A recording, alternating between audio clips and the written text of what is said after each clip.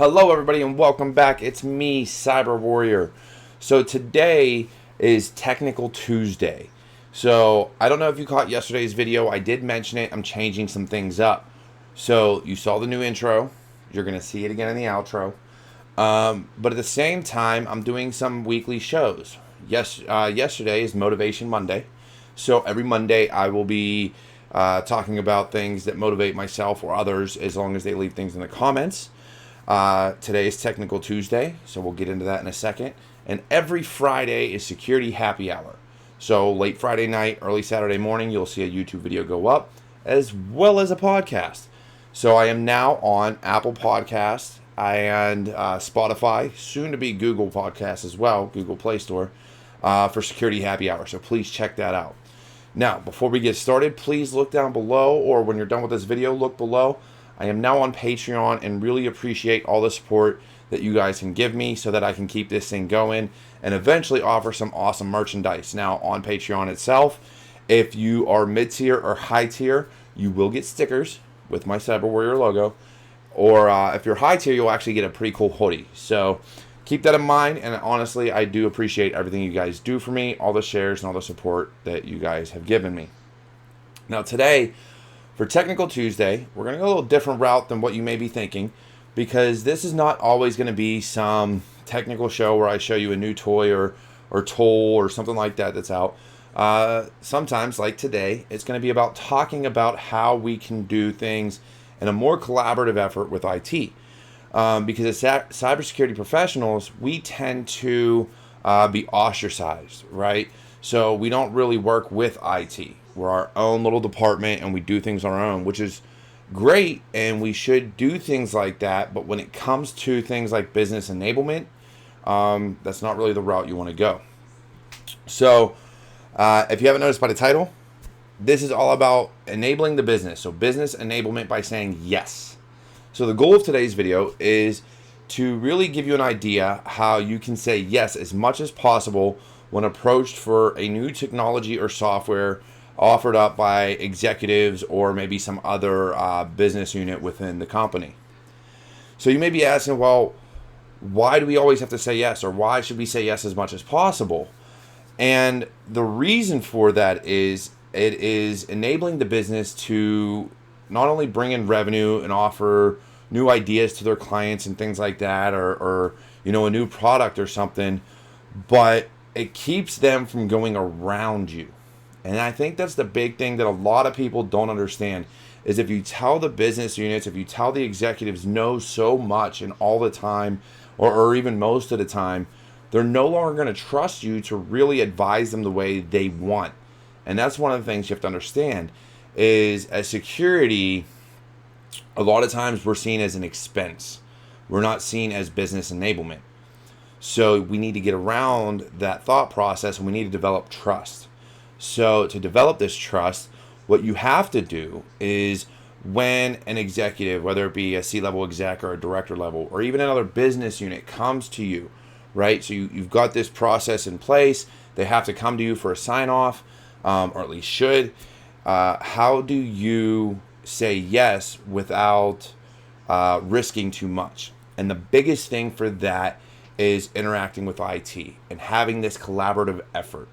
So you take what you know as vulnerability and the risks of said product or solution, and you bring it to IT, and you get to know the network stack. You get to know their entire infrastructure. I mean, you should already know it if you're doing things like this, but you get a better idea, and you can understand how they operate, and you can work to see what roles, what preventative measures you can put in place that would mitigate the risk as much as possible and lower that risk footprint.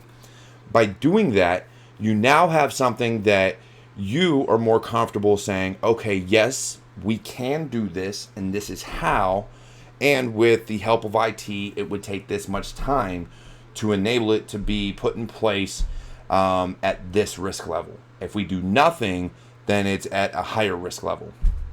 So you do that, and you're able to say yes because you've now got this collaborative effort. But the flip side to that is you have to make sure that your processes are in play to where when you get these things, you're automatically reaching out to IT. You automatically have this process in place where you evaluate it and you work with IT, because nothing is perfect, nothing's 100% secure in this industry. So you work with IT and say, hey, we know of these vulnerabilities. How do we make it better? And that whole process gets put in play. Now, what about you? What do you do about the exceptions? Because nobody can say yes 100% of the time. Well, you have two options. The one of which is you have enough trust with your business units and your executives that when you do say no, they understand and they take it for what it is, and that idea is scrapped. The other option is you provide paperwork, documentation on what the risk level is and where the points of entry are and what the vulnerabilities are and everything like that, and you present that to your CISO or whomever would be in charge of signing that document, and you get them to approve of the risk, because then at that point they know the risk and they're signing off and you have a paper trail.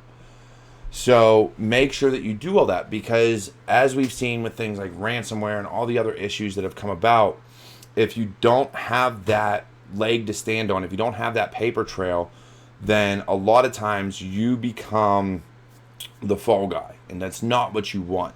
You want to make sure that you have given all the options and given every opportunity to build trust, to have paperwork, to have the entire process lined up. So make sure that all of it is written down. Make sure all your policies, procedures, anytime a new idea comes to the table, there has to be a, how do I put this? There has to be like a flow, all right, like a workflow of how all of this goes. So if you have something in SharePoint or on some other software that has this workflow laid out, that way everything goes step by step, then you're good. And by doing all this and building that trust, now business units and your executives and the people that would normally try to find ways around approaching security to get things approved now come to you, because now they know that you're not just going to say no all the time. They know you're going to, at least give it a fair shot to see how to implement whatever it is they want to implement by mitigating as much risk as possible. And that's the idea. Because if we say no all the time, then as security, we're going to get left behind. And regardless of what's put in place, there are going to be companies, there's going to be executives, there's going to be business units that are just going to go around you. They're just going to do it anyways. And that's not what you want.